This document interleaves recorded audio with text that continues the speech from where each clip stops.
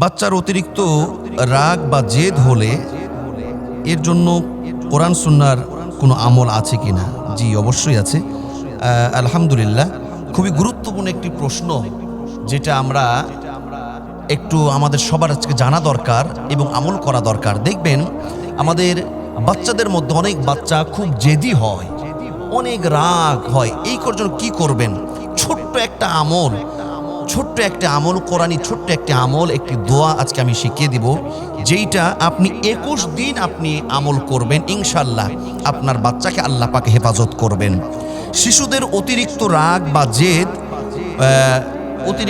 বা জেদ এটা কমবে তখনই যে আমলটা আপনি করবেন, ইনশাল্লাহ। মনে রাখবেন, বাচ্চারা অতিরিক্ত জেদ এবং রাগ এটা করে, এটা অনেক সময় এটা কিন্তু বিষয়টা জেনেটিক হয়, অর্থাৎ মা বাবার কারণে এরকম হয়। বাবা যদি জেদি হয়, মা যদি জেদি হয়, সন্তান কিন্তু পিতামাতা যে কোনো একজনের কিন্তু অভ্যাস বা চরিত্র তার উপরে পড়ে, অনেক সময় এই কারণে হয়।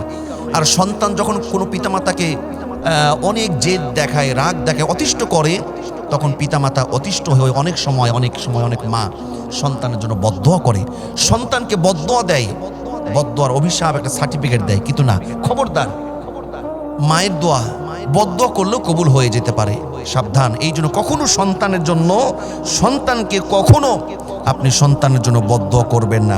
কোরআনের ছোট্ট একটি আমল, যে আমলটা আমি আপনাদেরকে বলবো, এই আমলটা করে অসংখ্য আলিম উলামা মুফাসসিরগণ তাদের বাচ্চাদের উপরে এই পরীক্ষিত আমল তারা উপকৃত হয়েছেন। আল্লাহ সুবহানাহু ওয়া তাআলা কোরআনুল কারীমের 3 নম্বর সূরাতুল আলে ইমরানের 83 নম্বর আয়াতে আল্লাহ বলেন, আফাগায়রা দীনিল্লাহি ইয়াবগুন ওয়া লাহু আসলামা মান ফিস সামাওয়াতি ওয়াল আরদি তাওআন ওয়া কারহাও ওয়া ইলাইহি তুরজাউন। চমৎকার একটি আয়াত।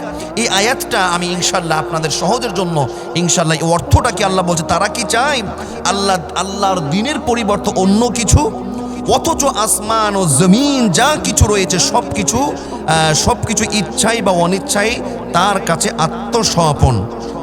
আত্মসমর্পণ করেছে, তার দিকেই তাদের ফিরে নেওয়া হবে।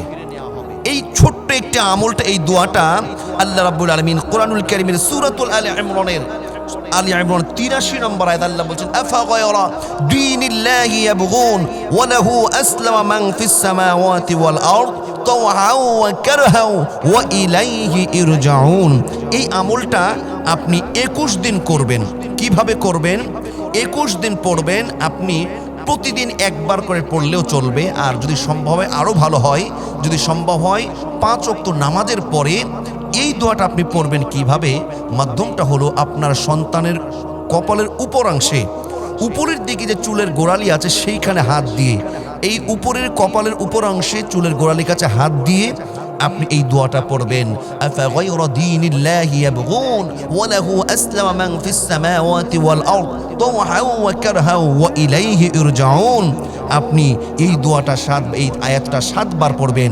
7 বার পড়ার পরে কপালে চুলের গোড়ার হাত দিয়ে 7 বার এই আয়াতটা পড়ার পরে আপনার সন্তানের চেহারায় এবং কানের মধ্যে ফু দিবেন। ইনশাল্লাহ এইভাবে আপনি আমলটা করুন। 7 বার পরে আপনি ফু দিবেন, এই আমলটা আপনি করুন। ইনশাল্লাহ আপনার সন্তানের, আপনার শিশুর জেদ রাগ আল্লাহ পাক ইনশাল্লাহ কমিয়ে আপনার সন্তানকে শান্ত করে দেবে, ইনশাল্লাহ।